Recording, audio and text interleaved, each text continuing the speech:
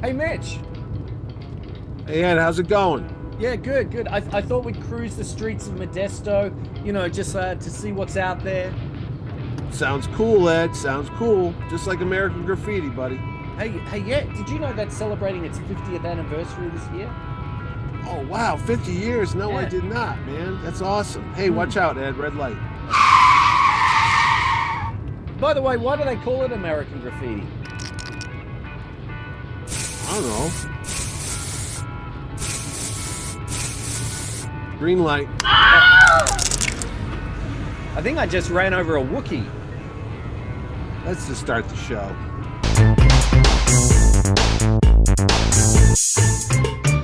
Hi, this is Ed Dollister.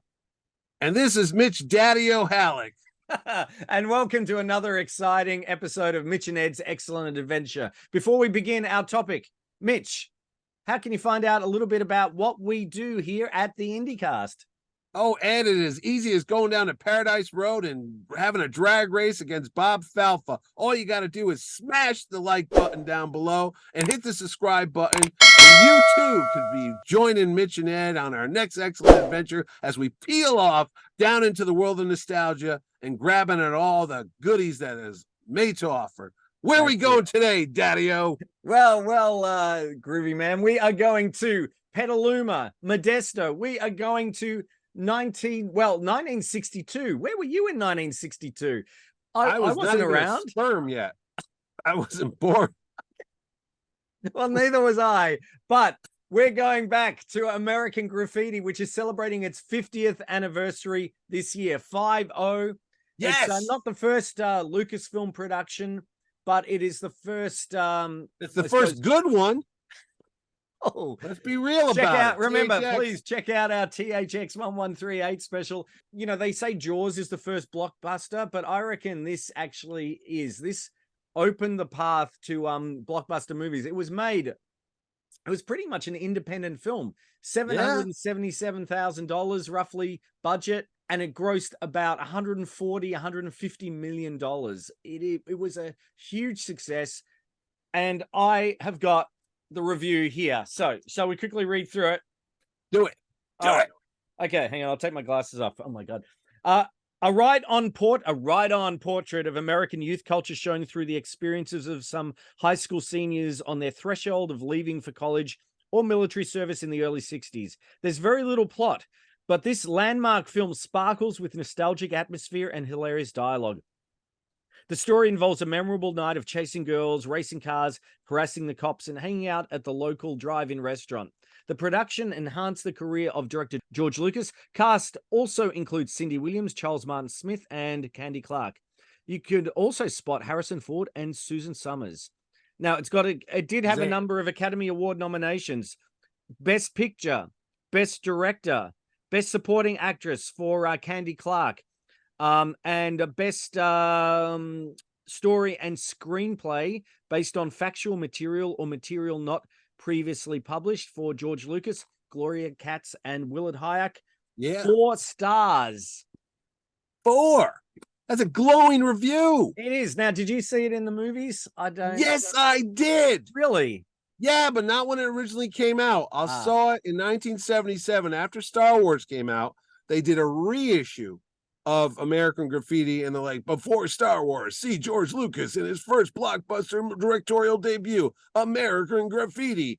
Now, I went to the theater and saw it, and I was like, oh, I loved it. But at that time, I watched it. I said, oh, look, it's Richie Cunningham and Shirley Feeney, and they're in a movie here. What's going on? And of course, those characters are from Happy Days and Laverne and Shirley. But when this movie came out, that didn't exist yet. This was before Gary Marshall brought us the 50s on our TVs with Fonzie and everybody. It was. In fact, they had done I think Love American Style? Love American Style. There was a pilot. Yeah. They did a pilot and then they shelved it. And then this came out. Yep. And of course it was a huge hit.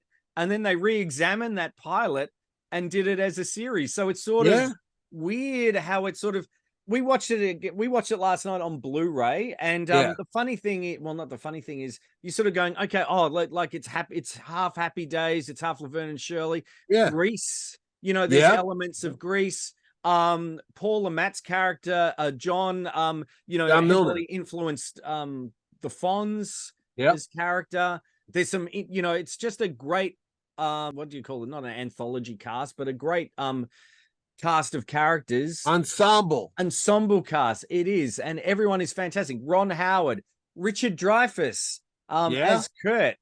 You've got Paul Matt, Charles Martin Smith as the Toad. Harrison Ford as Bob Bo Hopkins is in it. Oh my goodness! As the leader of the Pharaohs, which is which is quite a funny thing. Mackenzie Phillips, Candy Clark, Wolfman Jack. Wolfman Jack, and playing himself. He's quite a good actor, actually. Also Flash Cadillac and the Continental Kids, who provided the music at the sock hop.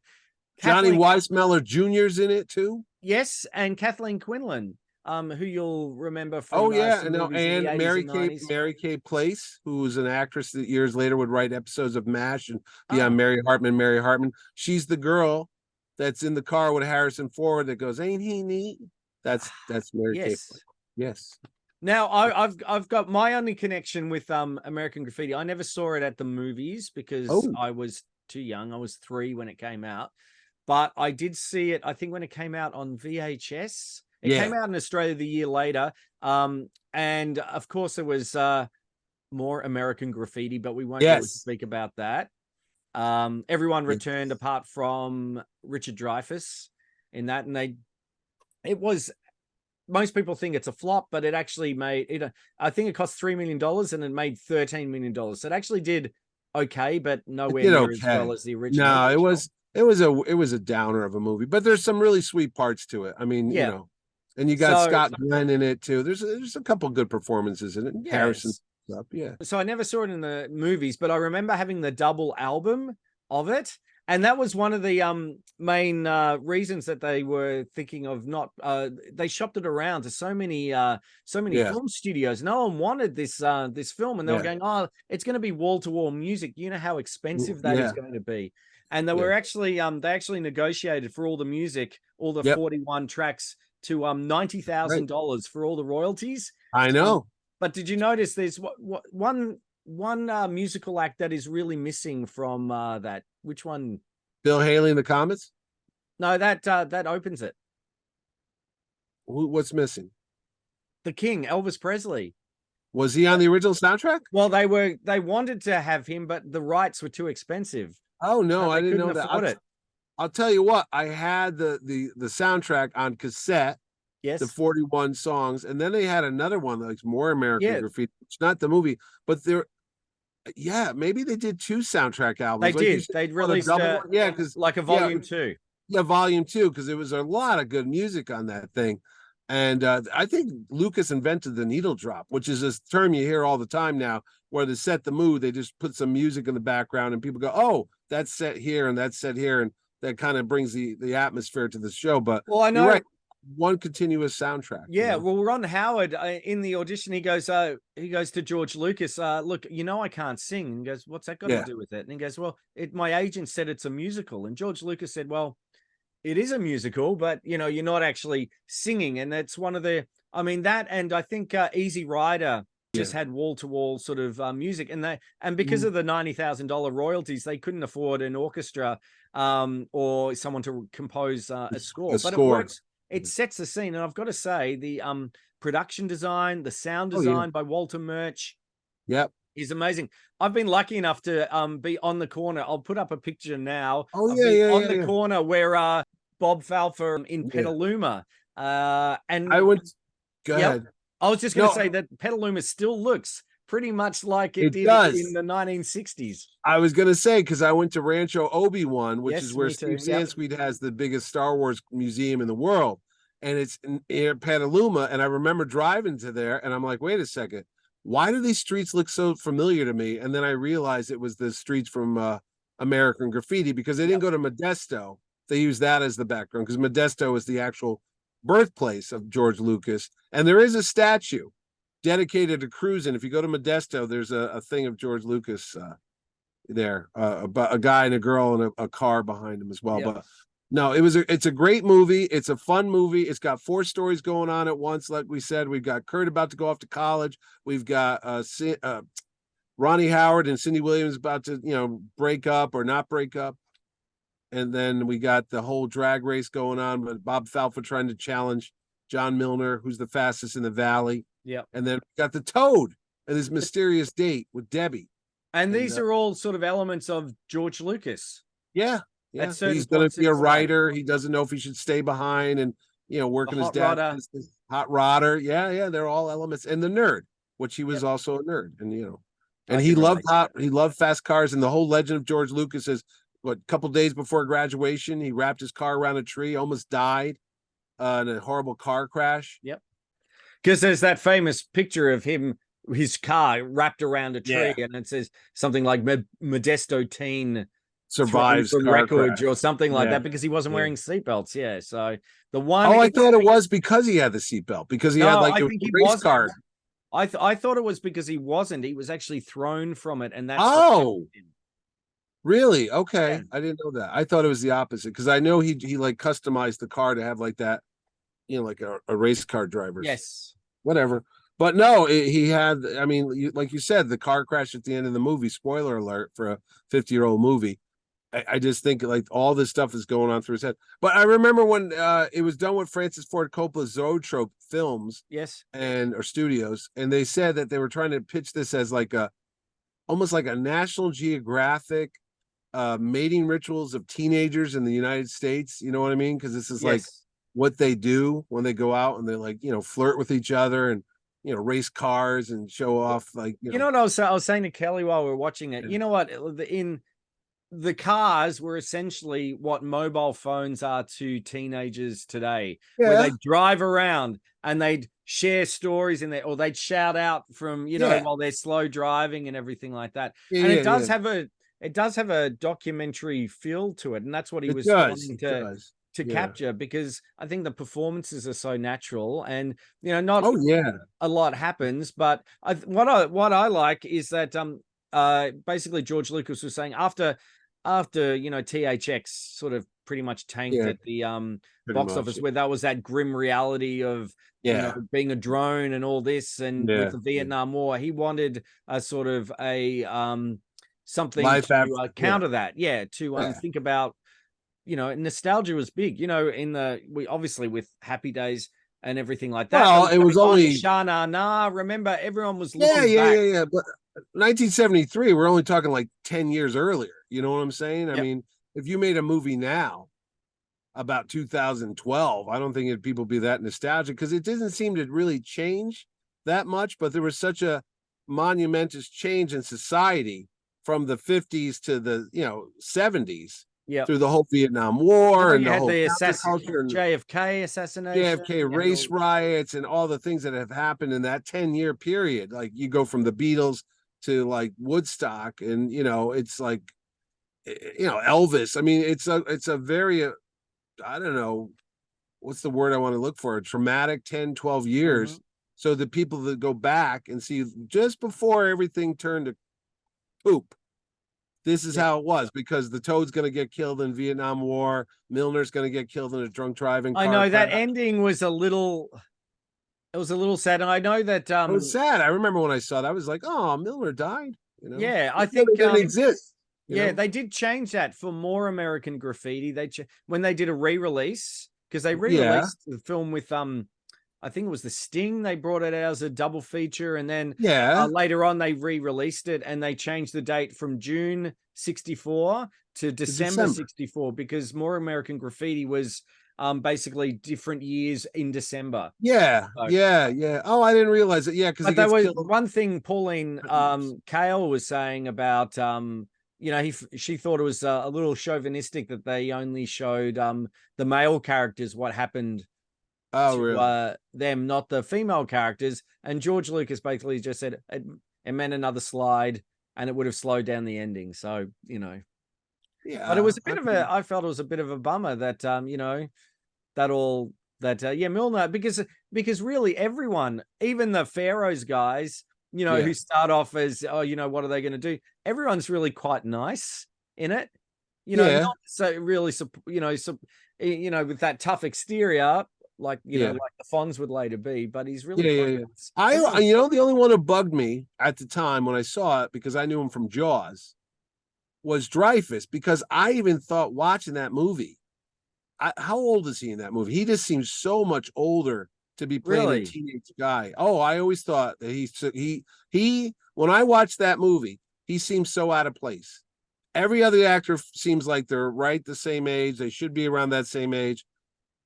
But Dreyfus, that Well, cast, okay. he's like over here. He doesn't So, blend in Ri- well. um, so Richie Cunningham. Oh my gosh, Ron, Yeah. Ron, Howard. Ronnie Howard, and Charles Martin Smith were, I think, both 19. Okay. So they were the only And teenagers. Paul Lamont was a veteran of the Vietnam War, actually. He was a boxer.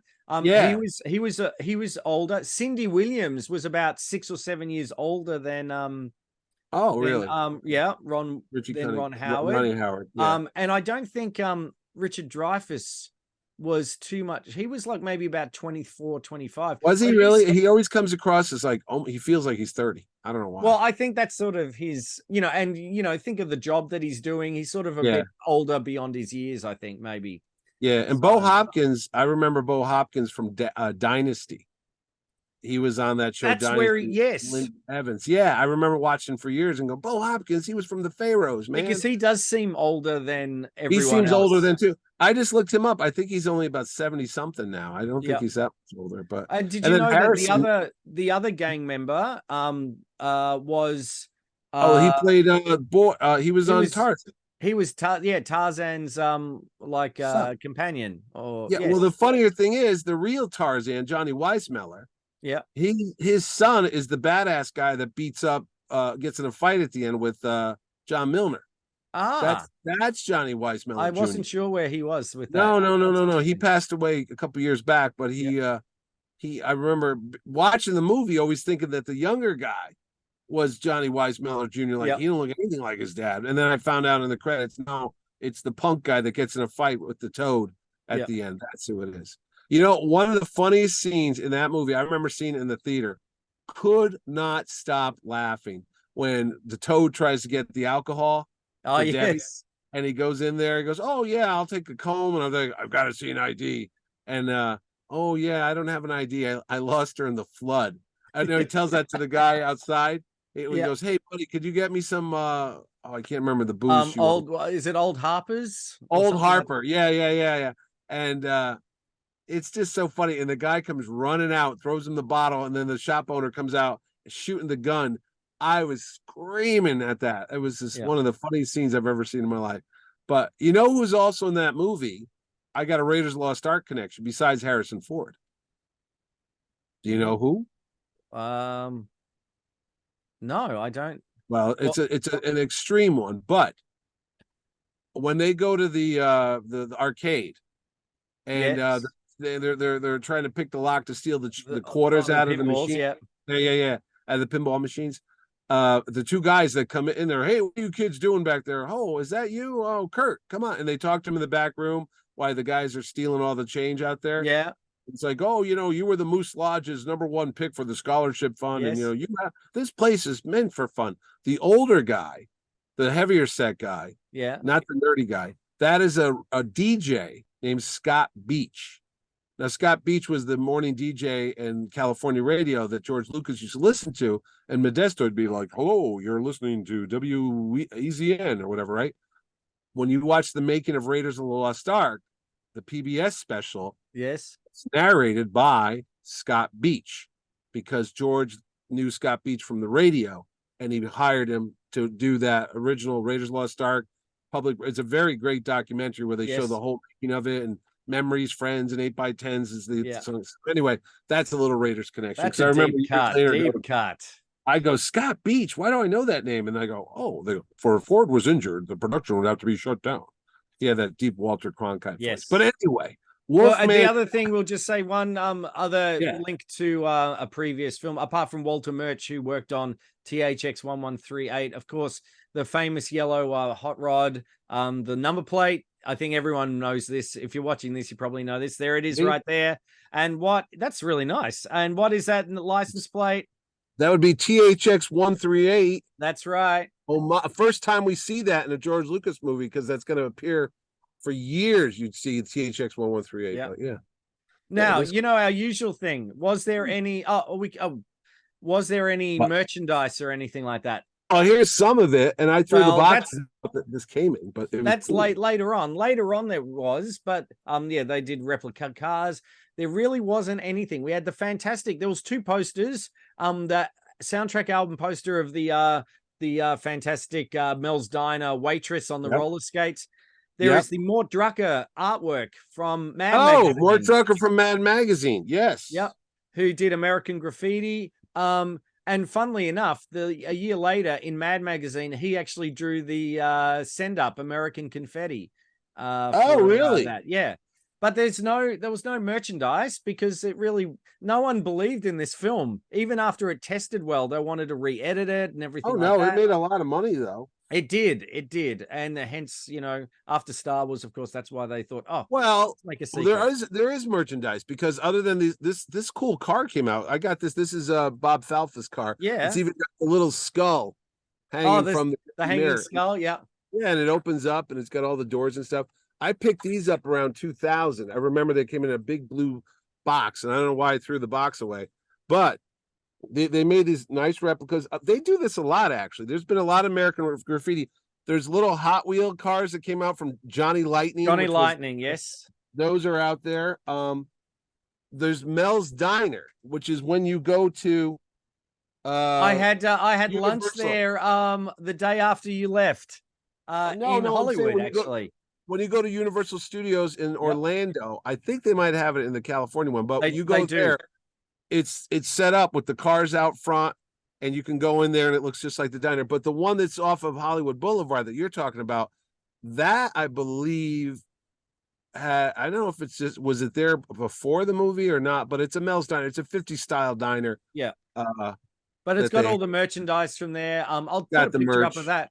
And actually, while we're doing our Universal Studios tour, the back lot, they've got, like cars from the hover cars from Back to the Future 2 and this and that. And they do have some of the hot rods from American Graffiti. I did take a photo of them as they were going past. I'm sure there was, I don't know if it was Bob Falfa's, but maybe it was Milner's yellow one, but I took a photo and I'll put that up as well. Yeah, Milner's is a 32 Coupe Deluxe. Yeah. And Bob Falfa, somebody's going to kill me because I'll get the name wrong. I'm going to say, I don't know if it's a Chevy. Yeah, it's a Chevy. It's an Impala. I don't know. Look at that. It's black. Kelly was going, this is like the Mandalorian, where Milner gives the girl the nod of that. Yeah, you're absolutely right. I never thought of that. I keep forgetting about Mackenzie Phillips being in the movie. So it's a great movie. I've watched it a zillion times. I mean, I've seen it on whenever it's on, I'll watch it, or I have it. I swear they did more American Graffiti, not the sequel, but they added scenes to it because there are some deleted scenes. So the scene where Harrison through the junkyard, where Harrison Ford is singing "Some Enchanted Evening," and also where the teacher tells off Ron Howard and Cindy in the bathroom, go sit on a duck. Yeah. Oh yeah, go. That's right. Yeah, that was not in it. They trimmed those, and when they did the re-release, and every release of that now has they put that in there. Yeah. But no, it's just such a good movie. Like I said, I always remember whenever I heard the Beach Boys sings that din and their faces come up at the end when the plane takes off, and it's sad. But then when you watch more American Graffiti. Yeah, I don't know what the hell is going on with that one. Is that a Hayek Katz production? Is that Willard Hayek and Gloria Katz? Oh, together because that's look much into that at all. That's Lucas's obviously buddies. George Lucas was involved at some point, but but that came out. 79 before Empire Strikes Back. It came out 79. Yeah, I mean he was busy doing the Empire Strikes Back. I don't think he was too focused on doing more American Graffiti. Richard Dreyfuss was the only one who refused to he didn't want to partake in it. So. No, and I remember and the Swedish girl that Milner gets engaged to, she's really cute in this movie. I can't think of her name. Bill Norton directed it. Oh, that. So So he directed Convoy. Oh, Chris And Christopherson. yeah, and Baby Legend, Secret of the Lost Oh, Legend. the dinosaur picture, huh? Yep. And do you remember Back to the Beach with Annette Funicello and Yes, and the Italian kid, Frankie Avalon? No, Frankie Avalon. Yeah, was it Frankie Avalon? yeah, no, but Frankie and yeah, that's Pee them. Wee Herman was in Pee Wee that. Herman's in that. Yes, he Yeah, is. Yeah, he is. that's right. So The late great Pee Wee Herman. yes. So yeah. Anyway, so American Graffiti, it is out on Blu-ray, though it's harder and harder to find Is it? physical copies Oh, anymore. really? Well, now that they're getting rid of everything, I know, especially in Australia. Good luck Oh with my everything. gosh! Well, I saw that. I was like, there goes Ed's life. I know. I don't know, but no, I met Candy Clark. She was at a convention we were at. It was me, her, Dean Cain, Sean Gunn, and somebody else. We were stuck at an Elks Lodge at a Christmas Comic-Con in Yes. Massachusetts. And that was a weird pairing. I mean, we were backstage. It wasn't well attended. Me and Sean Gunn were drinking. Yeah. And Candy Clark was just telling us stories about working with David Bowie in The Man Who Fell to Earth. I mean, Candy Clark's not a one-hit wonder. She went on to other stuff. Yep, she did, and she was nominated for Best Supporting Actress, which was weird because I'm like, I would have thought Cindy Williams or one of the others, but it was yeah. I thought Mackenzie Phillips was really cute in this movie. I thought she was always fun. She was good. I mean, the little pair ups I think worked really well, and how everything came together. It's a fantastic film. It is. Go see it. You know what Go else watch you should? it. Yeah, you know what else you should watch, Mitch? Us? Yes. I know, right? How can you find out about some of our 80+ episodes on pop I know, culture? right? It's been over 3 years of this. 3 years. Wow. One day we'll be on our 50th anniversary special. We'll just be AI. There won't be us anymore. Support the rights, man. That's right. That's right. I'd love that. But no, all you got to do, it's as simple as like going to an empty DJ booth and talking to the overnight DJ, and as he lies to you and says he's really not the Wolf Man. That's right. Really... And with all those frozen popsicles. That's that are melting everywhere. Have a popsicle. Come on. All you do is hit the subscribe button below, and you will go on a trip with me and Ed down to what was the main drag? I can't think of it. But anyway, you go on a trip to us and talk about movies, TVs, toys, and more right here on Mitch and Ed's Excellent Adventure, cruising down the streets on the almighty YouTube. We're like a drag race, aren't we?